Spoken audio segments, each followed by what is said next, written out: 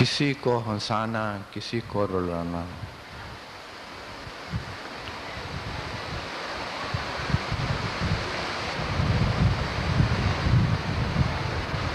तुम भक्त भी हो, भक्ति भी करते हो उस परमात्मा की, और उसको उलाहना भी देते हो कि तू किसी को हंसाता है, किसी को रुलाता है, और ये तेरा कर्तव्य समझ में नहीं आता है कि ऐसा तू क्यों करता है।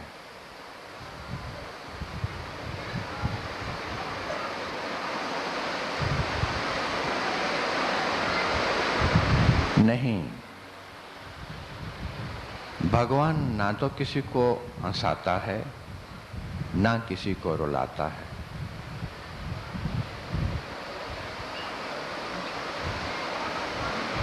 उसने सारे ब्रह्मांड में, सारी प्रकृति में, सारे जीवों में हंसी पहले से ही भरी हुई है। हंसना पहले से ही निश्चित है। जैसे कोई चीज कंप्यूटर में डाल दी जाती है, वो फ्लॉपी बन के तैयार हो जाती है, उसके बीच में सब विद्यमान है। इसी प्रकार से जितनी भी हंसियां हैं, जितने भी सुख हैं जीवन के, वो जीवन मिलने से पहले ही तुम्हारे भीतर रख दिए गए, वो फिट कर दिए गए, और हंसी के सिवा कुछ भी नहीं है।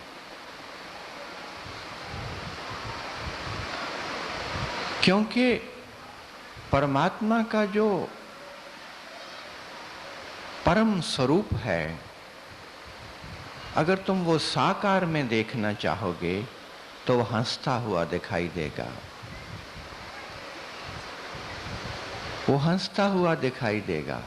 इसीलिए हमने जो संत पुरुष हैं, जो बुद्ध पुरुष हैं, जो परमात्मा की गंगा में रोज नहाते हैं, उसी से भीगे हुए हैं।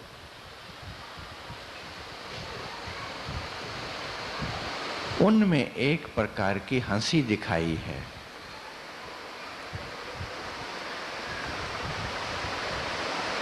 ऐसे नहीं हमने कहा हंसते हुए बुद्ध।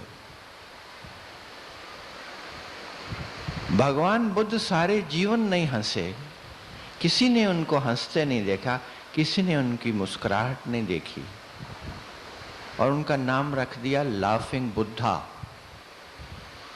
हंसते हुए बुद्ध। उन्हीं के रूप हैं। होते ही नाम के उनके भक्त, उनके शिष्य उन्हीं का रूप हैं, और उनका नाम रख दिया लाफिंग बुद्धा, हंसता हुआ बुद्ध पुरुष। ये किन्होंने नाम रखा है? जिन्होंने बुद्ध की हंसी को देखा नहीं, जिन्होंने बुद्ध को केवल एक बुद्ध की तरह बैठे हुए देखा, एक मूर्ति की तरह बैठे हुए देखा। इसलिए उनकी पत्थर की मूर्तियां बनने लगी कि वो बिल्कुल हिलते नहीं थे, मुस्कुराते भी नहीं थे। मुस्कुराएंगे तो चेहरा फैल जाएगा। ऐसा भी नहीं उनके साथ किया, और उनको पत्थर में पूरी तरह से जमा दिया। लेकिन जो जानते हैं उनको, जो अपने सतगुरु को जानते हैं, वो समझते हैं कि सतगुरु तो सदा मुस्कुराता है। जो मुस्कुरा नहीं सकता, उसमें परमात्मा तत्व दिखाई नहीं देगा तुम्हें। मुस्कुराने का अर्थ ये नहीं है कि दांत दिखाए या जोर जोर से ठहाके मारे। मुस्कुराहट एक भीतरी गुण है। मुस्कुराहट तुम्हारे मुंह पे जो फैलती हुई खुशी है, या तुम्हारे चेहरे से जो झलक आती है कि तुम हंस रहे हो, वो जो मुद्रा हंसने की है, उससे उस हंसी का कुछ लेना ही नहीं है, कुछ लेना देना ही नहीं है उस हंसी का, जो हंसी सतगुरु के भीतर सदा रहती है। मैं तुम्हें हमेशा कहा करता हूं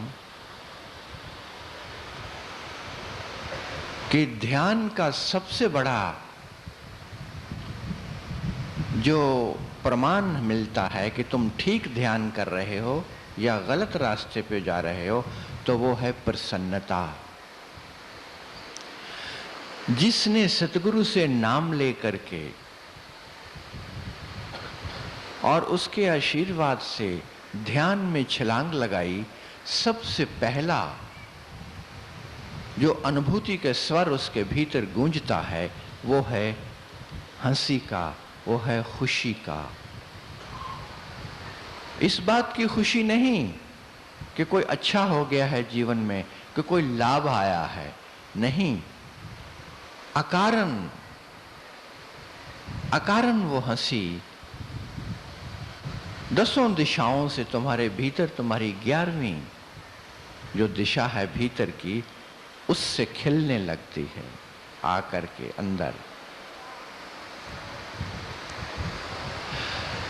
और जो ध्यान करने वाला व्यक्ति प्रसन्न चित्त नहीं है, समझ लेना तुरंत कि उसने कभी ध्यान किया ही नहीं, उसने कभी परमात्मा को याद किया ही नहीं। जो परमात्मा के प्रेम में पड़े हैं, जो उसकी याद में हैं, उनके जीवन में खुशी आनी ही चाहिए, आती ही है, क्योंकि वो बच नहीं सकते हंसी से। हंसना अनिवार्य हो जाता है संत के लिए, बाहर से नहीं। बाहर से चाहे वो बिल्कुल चुप है और बाहर से मुंह बंद है, आंखें मुंधी हुई हैं और चेहरा लंबा किया हुआ है, चाहे ऐसा ही स्वरूप दिखाई दे, लेकिन जिन्होंने देखा है, जो देखते हैं सतगुरु को, वो भीतर झांक करके उनको दिखाई दे जाता है कि सतगुरु तो खिला हुआ है भीतर से, मुस्कुरा रहा है, मुस्कुराता ही जा रहा है, मुस्कुराता ही जा रहा है। मुस्कुराहट में शोर की जरूरत नहीं है, मुस्कुराहट में, खुशी में, हंसी में बाहर की खिलखिलाहट की जरूरत नहीं है, वो तो बनावटी है।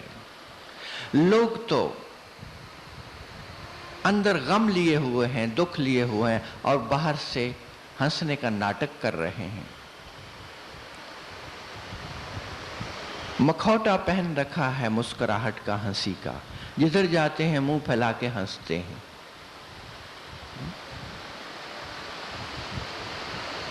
अपने गम को, अपने दुख को छुपाने के लिए बाहर से हंसी हंसी हंसी हंसी। इसीलिए तो आजकल लाफिंग क्लासेस में देखता हूं लगती हैं। अभी वो हैदराबाद से आए बैठे हैं यहाँ पर, देवेंद्र जी हैं यहाँ, वो बैठे हैं वहाँ। वो लाफिंग क्लास करते हैं वहाँ पर हैदराबाद में। सुबह सवेरे उठ करके हंसने की मशक करते हैं। खो गई हंसी जीवन से, दुख आ गया, सुख नहीं है, तो अब बनावटी हंसी हंसना है, क्योंकि हंसी आती नहीं है। कैसे आए? इतने गम हैं, इतनी चिंताएं हैं, इतने विचार हैं, हंसी नहीं आती, हंसी बाहर निकल नहीं पाती। तो क्या करते हैं, जैसे योगा की क्लास है, जैसे मेडिटेशन की क्लास है, जैसे स्कूल कॉलेज में किसी विषय को लेकर के क्लास लग जाती है, कभी ज्योग्राफी की है, कभी हिंदी की है, कभी संस्कृत की है, कभी इंग्लिश की है, वैसे ये क्लास लगाने लगते हैं कि पढ़ाओ, हमें हंसना पढ़ाओ। दुर्भाग्य है आज के प्राणी का कि उसे हंसने के लिए क्लास में जाना पड़ता है, सीखना पड़ता है। कल को तुम्हें प्रेम करने के लिए भी स्कूल में जाना होगा, कि कौन से स्कूल हैं जो प्रेम करना सिखाते हैं। माँओं के हृदयों से प्रेम तिरोहित हो जाएगा अगर यही चाल रही संसार की। तो और प्रेम इतना तिरोहित हो जाएगा संसार से कि आदमी को प्रेम करने के लिए, दूसरे से प्रेम करने के लिए स्कूल कॉलेज में जाना होगा, वहां सीखना पड़ेगा कि प्रेम कैसे करना है। माँ बच्चे को प्रेम नहीं कर पाएगी। जितना रूखापन जीवन में आ रहा है, जितनी शुष्कता फैल रही है, और ये जो रेगिस्तान बनता जा रहा है, ये जो मरुस्थल बनता जा रहा है, जो मरुद्धान था, जो धरोहर में मिला था उस परमात्मा की तरफ से तुम्हें, उसमें प्रेम की धारा नहीं दिखाई देगी, प्रेम का स्रोत नहीं दिखाई देगा।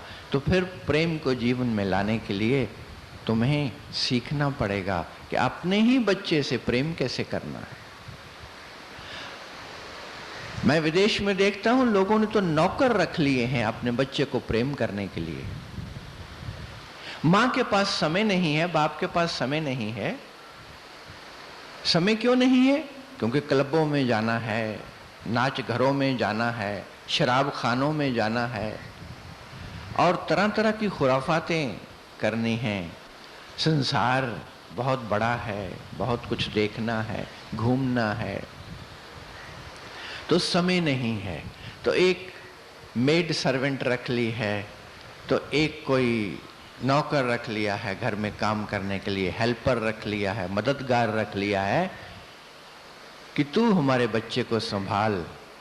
और मेरे पास बच्चे को किस करने के लिए समय नहीं है, उसको चूमने के लिए समय नहीं है, उसको गोदी में उठाने के लिए समय नहीं है, तो मेरी जगह तू किस कर लिया कर, तू उसको गोदी में उठा लिया कर।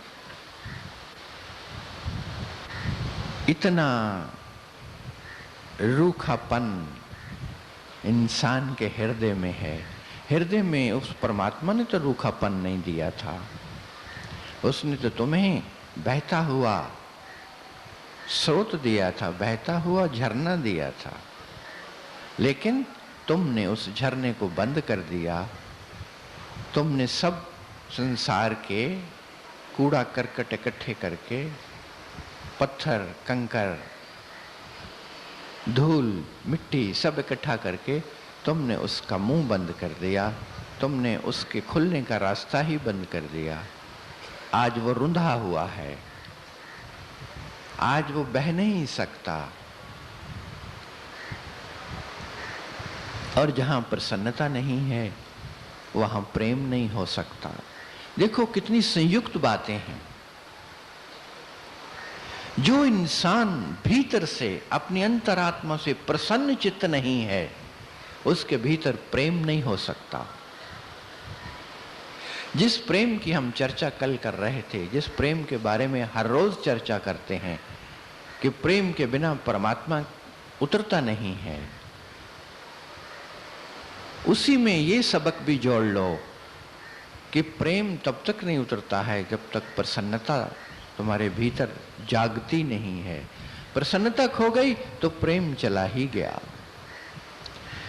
क्योंकि प्रेम वही कर सकता है जो नितांत रूप से भीतर से, अपने केंद्र से जो खिला हुआ है, जो प्रसन्न है, वही सच्चा प्रेम और निस्वार्थ प्रेम कर सकता है। तो प्रसन्नता नहीं है, और जहां प्रसन्नता नहीं है, जहां खुशी नहीं है, वहां क्या है? वहां दुख है, वहां गम है। प्रसादे सर्व दुखा नाम हानि रस्यो पुजायते, प्रसन्न चेत सोई आशु बुद्धि परिवतिष्ठते। जो प्रसन्न चित्त नहीं है वो बिखरा हुआ है, उसकी बुद्धि बिखरी हुई है, उसकी बुद्धि स्थिर नहीं है, उसके पास विवेक नहीं है, उसके पास प्रज्ञा नहीं है, वो अंधकार में है, वो आज भी भटक रहा है, कल भी भटकेगा। उसके जीवन में दुख निश्चित है। एक ही बात सुनिश्चित है ऐसे इंसान के जीवन में, और वो है विषाद, वो है दुख। और बात क्या है? क्यों तुम प्रसन्न नहीं रह सकते? क्यों खुशी भाग गई है तुम्हारे जीवन से? और दोष देते हो परमात्मा को कि तुमने किसी को खुश कर रखा है, किसी को गम दे रखा है। कोई खिला हुआ है, प्रसन्नता से। और किसी के जीवन में दुख है, कोई भिखमंगा है और कोई अमीर है, किसी के पास बहुत धन है, उसने तो सबको बराबर बनाया। समोहम सर्वभूतेषु न मे द्वेष्यो अस्ति न प्रिया, ये भजन्ति तु माम भक्तया अहम तो तेषु चाप्यहम। भगवान सब में बराबर है, एक जैसा है और सबको एक जैसा दिया है। जब तुम्हारी शुरुआत हुई थी इस जगत में, जब तुमने पहला सांस लिया था इस धरती पर एक जीव के रूप में, जैसा भी तुम्हारा रूप रहा हो, उस रूप में जब तुम पहली बार उतरे थे तो उसने तुम्हें सब कुछ दिया था। उसने कोई कमी नहीं रखी थी। उसने सारी मुस्कुराहटें, सारी हंसियां तुम्हें दे दी थी। इसलिए दो शब्दों में मैं कहा करता हूं कि हंसी तो उसकी दी हुई है, गम तुम्हारा अपना है, गम तुम्हारे अपने कारण है। उसने जो दिया है, उसने जैसा तुम्हें बनाया है, तुम्हें सम्राटों का सम्राट बनाया है। तुम्हारे अंदर वो सब कुछ उसने धर दिया है, रख दिया है, जो उसका अपना तत्व है, जिसको मैं परमात्मा तत्व कहा करता हूं। वो जो तत्व है, उस तत्व में दुख है नहीं, गम है नहीं, किसी किस्म का कोई गम नहीं है, उसमें सुख ही सुख है। लेकिन तुम गम में हो, तुम दुख में हो, तुम सुख में जा नहीं सकते, तुम्हें सुख भाता नहीं है। पता नहीं कितनी दोस्ती हो गई है गमों से, कितनी दोस्ती हो गई है गमों से। और शायर भी गाते रहते हैं कि गम से इतनी दोस्ती हो गई है कि गम ही प्यारा हो गया है, दर्द ही दुआ बन गया है। दर्द तुम्हें बहुत प्यारा लगने लगा है। इंसान को दर्द प्यारा लगने लग गया है क्योंकि दर्द के साथ लंबी दोस्ती हो गई है, लंबा समय उसके साथ गुजारा है। और सुख तुमने जाना नहीं, आनंद तुमने जाना नहीं, इसलिए आनंद से आदमी इतना दूर चला गया है, इतना दूर चला गया कि उसकी याद भी नहीं आती, उसकी याद भी नहीं आती। तुम कितने लोग हो जो यहां बैठे हो, मैं जहां भी जाता हूं कितने लोग हैं जो आनंद की तलाश में आते हैं, और सभी तो आए नहीं आनंद की तलाश में, सभी तो आए नहीं खुश होने और सुख लेने। बहुत कम लोग इस धरती पर मुट्ठी में बांध लेने जैसे लोग, उंगलियों पे जिनको गिना जा सके, इतने लोग हैं जो आनंद चाहते हैं, जो सुख चाहते हैं, जो कि सुख और आनंद उनको मिला था, बिखर गया, उससे दूर हो गए, अपने ही कारण दूर हो गए, अपने ही धंधों के कारण, अपने ही कर्मों के कारण, अपनी ही नीयत के कारण, अपने ही विचारों के कारण, अपने ही मन के कारण, अपने ही अस्तित्व के कारण वो दूर हो गए, उस महासागर से दूर हो गए जिसमें सिवाय आनंद के और कुछ भी नहीं है। जो तुम सुख जगत में पाते हो वो तो आनंद की एक छोटी सी झलक भी नहीं है, वो तो एक छींटा भी नहीं है आनंद का, उस महासागर की एक बूंद भी नहीं है। और तुम उसी में फूले नहीं समाते हो। तुम्हें थोड़ा सा धन मिल जाए, तुम्हें सुंदर पत्नी मिल जाए, तुम्हें सुंदर बच्चे मिल जाएं, तो तुम नाचते फिरते हो क्लबों में, तुम गीत गाते फिरते हो छोटी छोटी बातों को लेकर के। ये कुछ भी नहीं है, तुम्हें सब कुछ ये दिखाई देता है क्योंकि गम ही गम देख रहे हो, गम ही गम से रिश्ता हो गया है। जो महासुख है उसका कुछ पता नहीं है, उसका कुछ भी पता नहीं है। तुम्हारी जो उधेड़ बुन है वो दूसरी तरफ है। दूसरी तरफ है, तुम्हें तो उसने सब कुछ दिया है और तुम कोई ब्राह्मण बना हुआ है, कोई क्षत्रिय बना हुआ है, कोई वैश्य है, कोई शूद्र है, तुम ऐसे बन गए। कोई किसी को अमीर बना दिया, किसी को गरीब, तुमने किया है। दीवारें खींच दी हैं, किसी को ऊपर कर दिया, किसी को नीचे कर दिया। तुम्हारी अपनी ही विषय विकारों और विषमताओं के कारण, तुम्हारी अपनी ही चालों के कारण कुछ लोग हार गए हैं, कुछ लोग जीत गए हैं, कुछ लोग पहुंच गए हैं, कुछ लोग अभी भटक रहे हैं। किसी ने तुम्हें भटकन के लिए नहीं छोड़ा। मैं कल भी तुमसे कह रहा था कि तुम उस पूर्ण से आए हो, उस पूर्ण से निकले हो। किससे निकले हो? जिसमें कोई कमी नहीं है, कोई अभाव नहीं है। और जहां दुख है वहां पीछे अभाव है, वहां कमी है। अभाव के कारण, त्रुटि के कारण, कमियों के कारण दुख का जन्म होता है। क्योंकि तुम्हें संताप आता है कि जो चाहिए वो मिला नहीं, उसकी दौड़ पैदा होती है, उसके लिए तड़प पैदा होती है, उसके लिए तुम चक्कर काटने लगते हो संसार के कि कहीं मिल जाए। कुछ मिलता है, कुछ नहीं मिलता है, आधा अधूरा रहता है। तुम्हारी चिंता बनी ही रहती है, तुम्हारा दुख बड़ा होता ही रहता है। धन कितना भी मिल जाए तुम निर्धन ही रहते हो। निर्धनता जाती नहीं, गुर्बत जाती नहीं। अमीरों को मैंने देखा, उनकी गुर्बत नहीं जाती, उनकी गरीबी नहीं जाती। उस पूर्ण से आए हो, उस पूर्णता से निकले हो और पूर्ण को लेकर के ही साथ आए हो। लेकिन यहां इतना अधूरापन है, इतना अधूरापन है यहां। तुम देखो चारों तरफ नजरें दौड़ा करके, अमीर से अमीर को देखो, अमीर से अमीर को देखो। अभी ये हैदराबाद के लोग जानते हैं, निजाम हैदराबादी थे। 7 छतों पर उनके हीरे जवाहरात सुखाया जाते थे।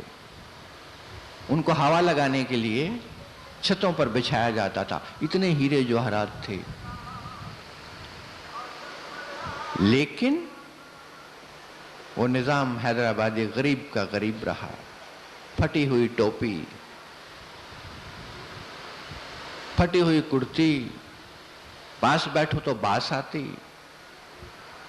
रात को सोते तो नमक के लोटे में नमक रख के सोते कि कहीं भूत ना आ जाए, कहीं वो पकड़ न ले। डर डर डर।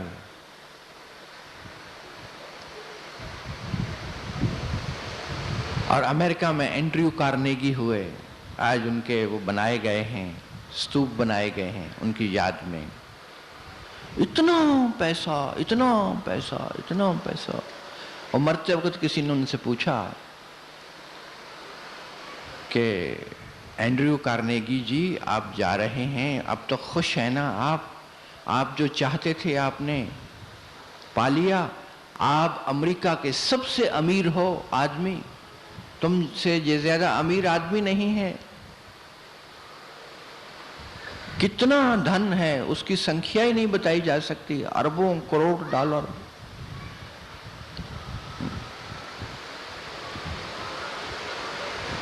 तो एंड्रयू कार्नेगी कहता है, मुझे तो बड़ा दुख है, आंखों में आंसू आ जाते हैं। दुख इस बात का है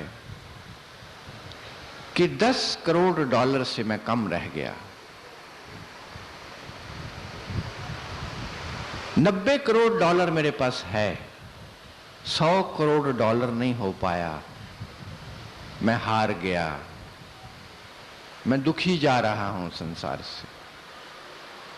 तुम्हारा दुख जा नहीं सकता। तुम जितना पाने की कोशिश करते हो संसार को, दुख आगे आगे तुम्हारे सरकता रहता है। दुख है तुम्हारी मृग तृष्णा।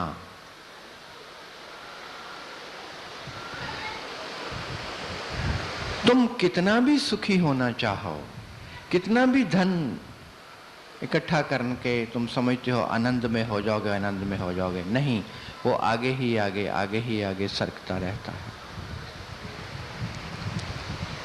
आगे ही आगे सरकता रहता है। दुख तुम्हारे पीछे पीछे चलता है, सुख तुम्हारे आगे आगे चलता है। दुख तुम्हें पकड़ लेता है, सुख तुम्हारी पकड़ में आता नहीं, सुख निकल जाता है बाहर। दूर कहीं दिखाई देता है, दूर कहीं झील दिखाई देती है कि प्यास लगी है तो वहां पहुंचेंगे, झील के पानी से तृप्ति होगी, प्यास बुझेगी। लेकिन जब वहां पहुंचते हो तो वहां कोई झील दिखाई नहीं देती। वो छलावा था, वो भ्रम था। दूर से सूर्य की रोशनी पड़ रही है गर्म धरती पर, तो जब वो उठती हैं भाप बन करके वहां से किरणें हवा की, तो वो झिलमिलाती हैं, तो शक पैदा होती है, तो भ्रम पैदा होता है कि वहां पर पानी होगा, जल होगा। हम चल के जल पीते हैं और जल कभी मिलता नहीं। जिस सुख की तुम तलाश कर रहे हो संसार में, वो उस क्षितिज की भांति है, जिस क्षितिज की ओर तुम जितना जाते हो उतना ही तुम्हारा और सुख का फासला बढ़ता रहता है। तुम्हारी और तुम्हारे सुख के बीच की दूरी कम नहीं होती, वो उतनी की उतनी बनी रहती है। तुम क्षितिज की ओर जाते हो, उफक की ओर जाते हो कि पकड़ लेंगे, जहां धरती और आकाश मिल रहे हैं वहां पहुंच ही जाएंगे। चलो तो, लेकिन कहीं नहीं है, कहीं वो स्थान नहीं मिलता जहां धरती और आकाश मिलते हों। कहीं वो जगह नहीं मिलती जहां तुम्हें सुख मिल जाएगा, जहां तुम्हारी तृष्णा, तुम्हारी इच्छा पूरी हो जाएगी। तुम चलते ही रहते हो और चलते चलते इतने निढाल हो जाते हो, इतने थक जाते हो, इतने टूट जाते हो कि बस ढेर हो जाते हो, वहीं ढेर हो जाते हो, वहीं आखिरी श्वास छोड़ देते हो। ऐसा जीवन है, इससे भिन्न कुछ है नहीं। किसकी तलाश में लगे हुए हो? जो अपने ही पास है, वहीं से लेके आए हो, वहीं से लेके आए हो। अगर मेरे से पूछो तो इस तलाश ने ही तुम्हें दूर कर दिया है सुख से। इसी तलाश ने ही तुम्हें अपने ही आनंद के स्रोत से दूर कर दिया है। क्योंकि ढूंढते तुम बाहर हो, दूर ढूंढते हो, दूसरे में ढूंढते हो, है तुम्हारे भीतर, है तुम्हारे अंदर, है तुम्हारे पास से भी पास, और तुम बाहर भटक रहे हो, बाहर भटक रहे हो। लोगों को देखो, कोई अमरनाथ की यात्रा पे जा रहा है, कोई केदारनाथ की यात्रा पे जा रहे हैं, और कैसे जाते हैं? बड़ी ही श्रद्धा और बड़ी ही भक्ति से जाते हैं, दंडवत प्रणाम करते जाते हैं। जो बद्रीनारायण की यात्रा को जाते हैं, केदारनाथ की यात्रा को जाते हैं, वो हरिद्वार से ही शुरू करते हैं चलना। सड़क के ऊपर, सड़क को नापते जाते हैं अपने शरीर से, पांव से सिर तक लंबा करके शरीर को लिटा देते हैं आगे, दंडवत, साष्टांग प्रणाम उस खुदा को, उस परमात्मा को जिसको मिलने जा रहे हैं। वो कहाँ है? वो केदारनाथ में, बद्रीनाथ में मिलेगा, उसके मंदिर में मिलेगा। और वहां पहुंचना कैसे है? पूरी श्रद्धा के साथ पहुंचना है। और श्रद्धा अधूरी रहेगी अगर हम लेट लेट के नहीं जाएंगे। वो बेचारे लेटते हैं, बड़ी मुश्किलों से पहुंचते हैं, 6-6 महीने लग जाते हैं, बीच में बरसात का मौसम आ जाता है। तो अगर कोई आदमी 5 फुट 7 इंच का है तो 5 फुट 7 इंच एक बार वो लेटता है, ऐसे जैसे प्रणाम करते हो, माथा धरती को लगाते हो, पांव भी धरती को लगे हुए हैं, पेट भी धरती को लगा हुआ है, हाथ भी तुम्हारे धरती को छू रहे हैं, और फिर तुम सरकते हो। उठना नहीं है, अपने शरीर को सरका करके आगे ले जाना। जहां माथा था वहां पांव आ जाएंगे और माथा और आगे 5 फुट 7 इंच सरक जाएगा। इस प्रकार से प्रणाम करते हुए तुम पहुंचते हो। कितनी गहन श्रद्धा है, कितनी आस्था है, मजबूत। तुम क्या श्रद्धावान हो, उनको जाके देखो। श्रद्धा तो उनकी देखने के काबिल है, वो ऐसे जाते हैं वहां। लेकिन उन मूर्खों को ये पता नहीं है, उन पागलों को ये पता नहीं है। मैं गाली नहीं दे रहा उनको, लेकिन उनको ये पता नहीं है कि जहां वो पहुंचना चाहते हैं लेट लेट के, इतनी यातनाएं दे के इस शरीर को, परमात्मा को दुखी करके वहां पहुंच रहे हो। भीतर ही परमात्मा है, उसी देह में विराजमान है, उसी देह को सता करके दुख दे करके तुम वहां पहुंच रहे हो। किसके दर्शन करने जा रहे हो? रास्ते में सब जगह परमात्मा ही फैला हुआ है, वही बिछा हुआ है रास्ते में, और वो दिखाई नहीं देता। वहां बद्रीनाथ में पहुंचेंगे तो वहां दिखाई देगा। परमात्मा के ऊपर ही लेट लेट के जा रहे हैं, उसी को मसल मसल के जा रहे हैं, लेकिन वहां प्रतीति नहीं हो